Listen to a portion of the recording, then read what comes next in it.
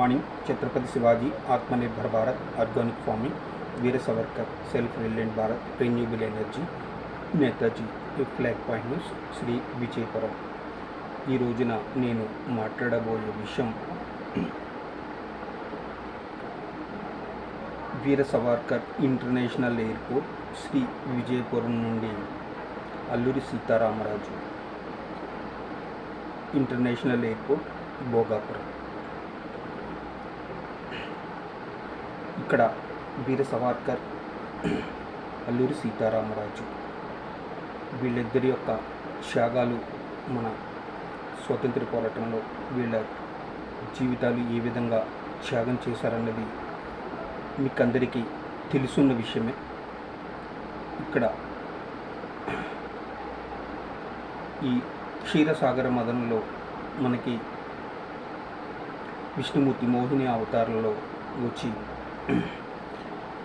ఈ క్షీరసాగర మదనంలో ఏదైతే అమృతం లభించిందో అమృతాన్ని ఈ మోహిని అవతారంలో విష్ణుమూర్తి దేవతలకి పంచడం జరుగుతుంది. కాకపోతే ఇందులో దేవతలు రాక్షసులు కలిపి ఈ క్షీరసాగర మదనం చేయడం జరిగింది. విషయానికి వస్తే గౌరవ ప్రధాని నరేంద్ర మోదీ గారు 75 సంవత్సరాల ఇండిపెండెన్స్ సందర్భంగా ఎర్రకోట నుంచి దేశ ప్రజలకి ఒక సందేశం ఇవ్వడం జరిగింది. ఈ సందేశం యొక్క ముఖ్య ఉద్దేశం, మనం ఏదైతే విదేశీ పరిపాలనలో మన యొక్క సంపదని, మన యొక్క సంస్కృతిని ఏదైతే మనం కోల్పోయామో ఈ సంపదని మళ్ళీ తిరిగి రీస్టోర్ చేయడానికి 75 ఇయర్స్ ఇండిపెండెన్స్ డే సందర్భంగా వచ్చే 25 సంవత్సరాలు 100 ఇయర్స్ ఇండిపెండెన్స్ 2047 వికసిత్ భారత్ అని ఒక కాన్సెప్ట్ ఇనిషియేటివ్ తీసుకోవడం జరిగింది. ఈ 25 సంవత్సరాలు మనకి స్వాతంత్ర్యం వచ్చిన తర్వాత ఒక అమృత కాలంగా ఈ 25 ఇయర్స్ని తీసుకోవడం జరిగింది. ఈ అమృత కాలంలో ఇప్పుడున్న యువత 2047కి మనం వికసిత్ భారత్ ఈ చేరుకోవడానికి ఇప్పుడున్న యువత కృషి చేయవలసిన అవసరం ఎంతో ఉంది అని ఒక దేశ ప్రజలకి ఒక సందేశం ఇవ్వడం జరిగింది. కాకపోతే ఒక 4 సంవత్సరాల 75 ఇయర్స్ నుంచి ఇప్పుడు వచ్చే ఆగస్ట్ 15 మనం 79 ఇండిపెండెన్స్ డే జరుపుకోబోతున్నాము. ఈ 4 ఇయర్స్లో ఫీడ్బ్యాక్ తీసుకుంటే దీనికి వికసిత్ భారత్ వైపు మనం ఏ విధమైన విధానాల్ని అమలు చేయాలి అనే ఒక దృఢ సంకల్పంతో గౌరవ ప్రధాని నరేంద్ర మోదీ గారు ఈ దేశ ప్రజలని వికసిత్ భారత్ వైపు నడిపించడం జరుగుతోంది. కాకపోతే రీసెంట్గా మీకు తెలుసున్న విషయం, విదేశీ శక్తులతో ప్రేరేపింపబడి ప్లస్ ఈ దేశంలో అధికార పక్షానికి వ్యతిరేకంగా ఉన్నటువంటి పార్టీలు ఏదైతే ఉన్నాయో వీళ్ళ ప్రోద్బలంతో ఈ విదేశీ నిధులతో ఈ దేశాన్ని ఏ విధంగా ఇబ్బంది పెట్టాలి అనే ఉద్దేశంతో కొంతమంది ఒక ఎకోసిస్టమ్ వర్క్ చేస్తూ ఉంటుంది. విదేశీ నిధులతో వీళ్ళందరూ కలిపి ఒక కాక్రోచ్ జనతా పార్టీ అనే ఒక పార్టీని స్థాపించి ఒక ఇంపోర్టెడ్ ఒక నాయకుడిని ఇక్కడికి తీసుకువచ్చి ఢిల్లీలో ఈ నీట్ పేపర్ లీకేజ్ సందర్భంగా దీని మీద ఒక ఆందోళన చేయడం జరిగింది. కాకపోతే ఇక్కడ ఈ జంతర్ మంతర్లో జరిగినటువంటి ఈ ప్రొటెస్ట్లో కొంతమంది విద్యార్థులు మాట్లాడిన మాటలు మీరందరూ వినే ఉంటారు. కాకపోతే ఇక్కడ కొంతమంది విద్యార్థులు బ్రెయిన్ వాష్ చేసి కొన్ని దేశ వ్యతిరేక శక్తులతో కలిపి ఈ దేశానికి వ్యతిరేకంగా కొన్ని హిందూ సంస్కృతి మీద, ఇక్కడ ఉన్న ప్రభుత్వం మీద విషయం కక్కుతూ కొన్ని స్టేట్మెంట్స్ ఇవ్వడం జరిగింది. ఇవన్నీ మీకు తెలిసిన విషయమే. ఇప్పుడు ఉన్నటువంటి ఏదైతే నరేంద్ర మోదీ గారు ఇనిషియేటివ్ తీసుకున్నారో వికసిత్ భారత్ అమృతకాలం 2047, ఇప్పుడున్న యువత ఈ దేశాన్ని ఈ వికసిత్ భారత్ వైపు మనం చేరుకోవడానికి ఇప్పుడు యువత అవసరం ఎంతో ఉంది అని ఒక సన్ ఫేర్ సందర్భంగా ఒక సందేశాన్ని ఇవ్వడం జరిగింది.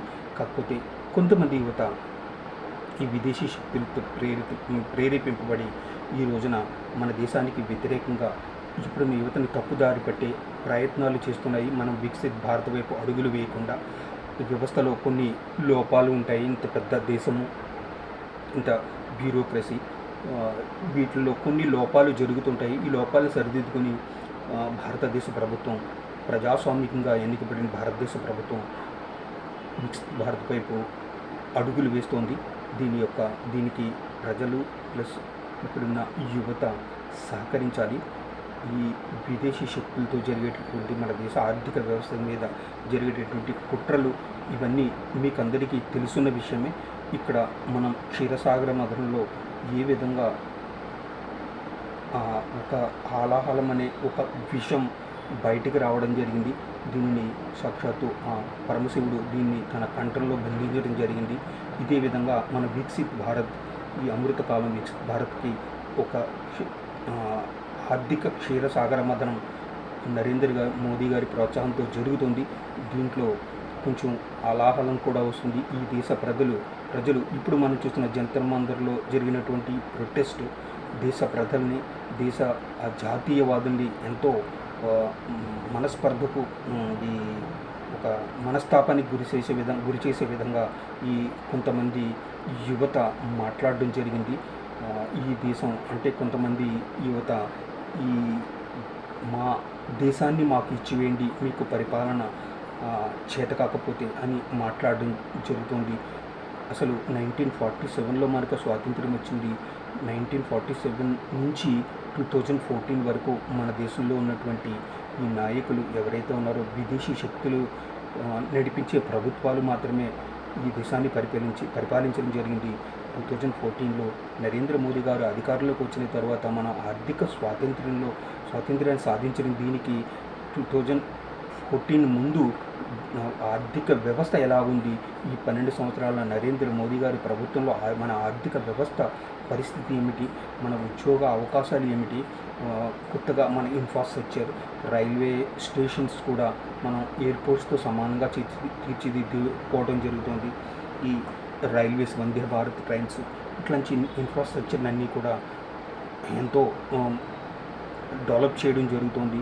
ఈ హైవేస్ ఇవన్నీ కూడా కొన్ని ప్రాంతాలు గత ప్రభుత్వాలు 2014కి ముందు కొన్ని ప్రభుత్వాలు కొన్ని ప్రాంతాలని పూర్తిగా నెగ్లెక్ట్ చేయడం జరిగింది. ముఖ్యంగా నార్త్ ఈస్ట్ ప్రాంతం, ఈ ప్రాంతాన్ని కూడా నరేంద్ర మోదీ గారు ఎంతో అభివృద్ధి చేయడం జరిగింది. ఇక్కడ గత ప్రభుత్వాల నిర్లక్ష్యం వల్ల ఇక్కడ ఎన్నో వేర్పాటువాద సంస్థలు నార్త్ ఈస్ట్లో ఏర్పడడం జరిగింది. ఇవన్నిటిని అధిగమించి మనం ఈ రోజున నార్త్ ఈస్ట్ ఎంతో అభివృద్ధి చేయడం జరిగింది. అదేవిధంగా జమ్మూ కాశ్మీర్ అంశానికి ఒక అబ్రిగేషన్ ఆఫ్ ఆర్టికల్ 370 తీసుకురావడం ద్వారా కొంతవరకు మనం ఈ జమ్మూ కాశ్మీర్లో శాంతి వాతావరణాన్ని తీసుకురావడం జరిగింది. ఇటు మనకి ఇప్పుడున్నది ఇక్కడ ఈ పిఓకే ఏదైతే ఉందో ఇక్కడ మన దేశంలో అంతర్భాగం చేయడానికి మనం అడుగులు వేస్తున్నాము. ఇటువంటి పరిస్థితుల్లో ఈ దేశ యువతని రెచ్చగొట్టి మన దేశ ప్రభుత్వానికి వ్యతిరేకంగా, అంటే ఇక్కడ ఒక శ్రీలంకలోనూ, బంగ్లాదేశ్లోనూ, నేపాల్లో జరిగిన అటువంటి ఉద్యమాలు ఇక్కడ రావాలి, ఈ దేశ ప్రభుత్వాన్ని దింపివేయాలి అని ఒక బ్రెయిన్ వాష్ చేయబడిన కొంత యువత వచ్చి ఇక్కడ నీట్ పేపర్ లీకేజ్ విషయంలో ఒక ధర్నా చేయడం జరిగింది. ఇది ఇప్పుడున్న యువత మీరు గ్రహించాలి. ఇటు ప్రభుత్వ అధికారులు ఈ వ్యవస్థలో భాగస్తులు. ఇక్కడ ఏదైనా ఒక లోపం జరిగినప్పుడు ఆ లోపానికి కారణం పొలిటికల్ వ్యవస్థని మాత్రమే నిందించడం జరుగుతుంది. ఇక్కడ ప్రభుత్వ అధికారులు దీంట్లో ఇన్వాల్వ్ అవ్వడం జరిగింది. ప్రభుత్వ శాసన అండ్ ప్రశాసనం ఈ రెండు కలిపి ఒక కోఆర్డినేషన్గా జరగాలి. ఎందుకంటే ఇక్కడ నరేంద్ర మోదీ గారు ప్రభుత్వంలో ఏ నిర్ణయం తీసుకున్నా సరే బయటికి రాదు.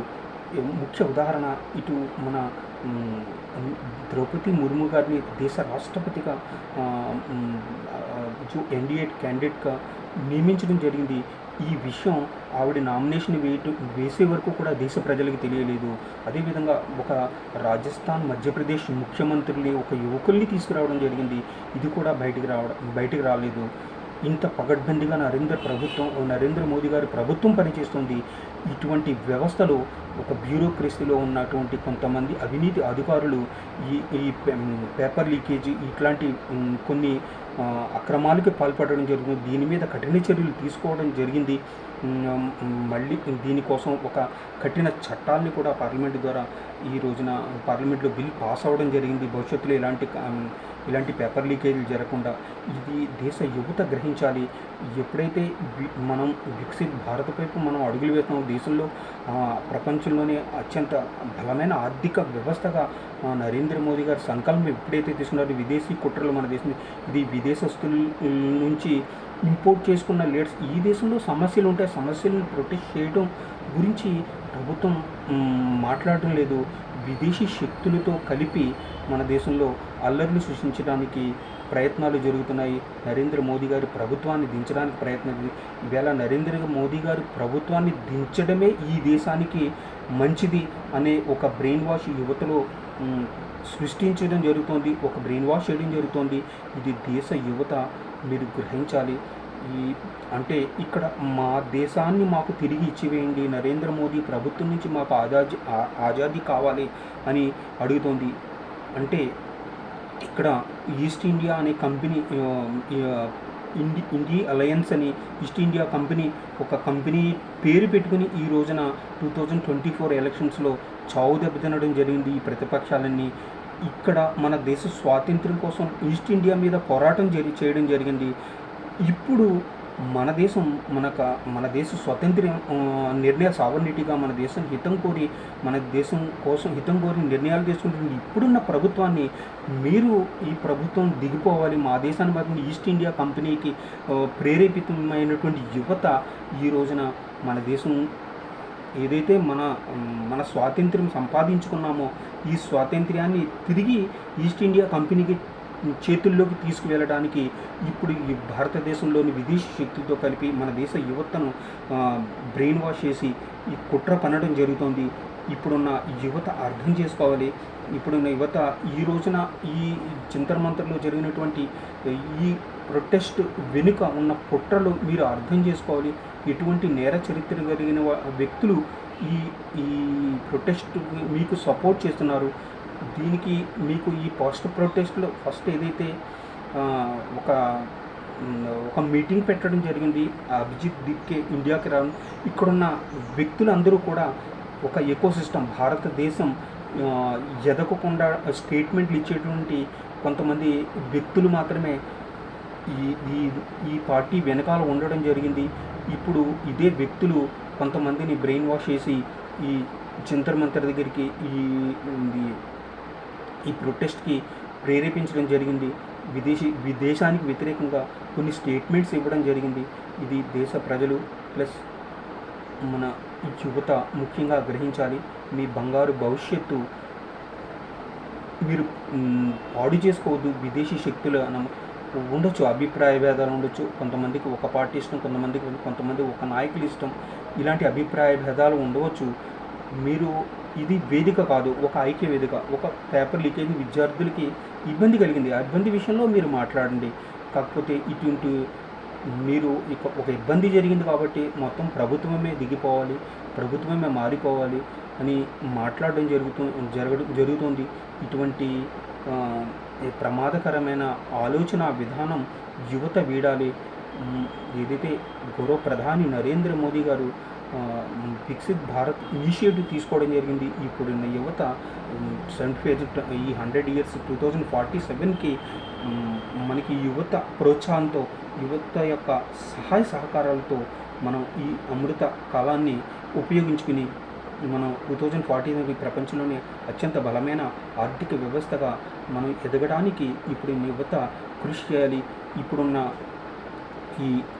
ఏ పార్టీ అయితే ఉందో కాక్రోచ్ జనతా పార్టీ, ఇటువంటి కాక్రోచ్ అనే ఒక విధమైన మన మనకి చికాకు కలిగించేటటువంటి ఒక చీడ పురుగుని తీసుకొచ్చి దాని పేరు పెట్టి ఈ దేశ యువతని ఆ గొడుగు కిందకి తీసుకురావడానికి ప్రయత్నం జరుగుతుంది. అంటే మన దేశ హ్యూమన్ రిసోర్సెస్ ప్రపంచంలోని ఏ దేశానికి వెళ్ళినా భారతదేశ యువత ఎంతో గౌరవించడం జరుగుతుంది.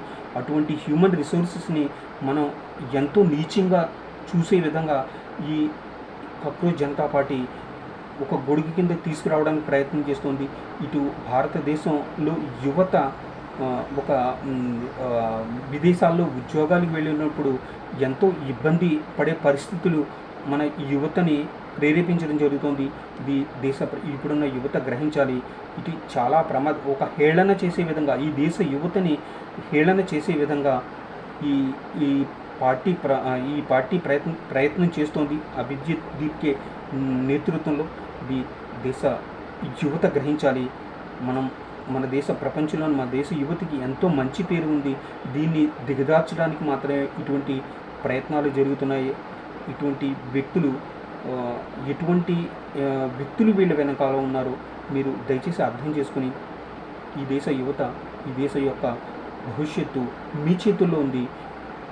వికసిత్ భారత్ మీ చేతుల్లో ఉంది. మీరు ఈ దేశ ప్రభుత్వంతో కలిసి ముందుకు తీసుకువెళ్ళవలసిన బాధ్యత మీ చేతుల్లో ఉంది. ఇది దేశ యువత గ్రహించాలి. ఇదే నేను దేశ యువతకి ఇవ్వదలుచుకున్న message. Thank you very much. Bharat Mata కీ జై. జై హింద్.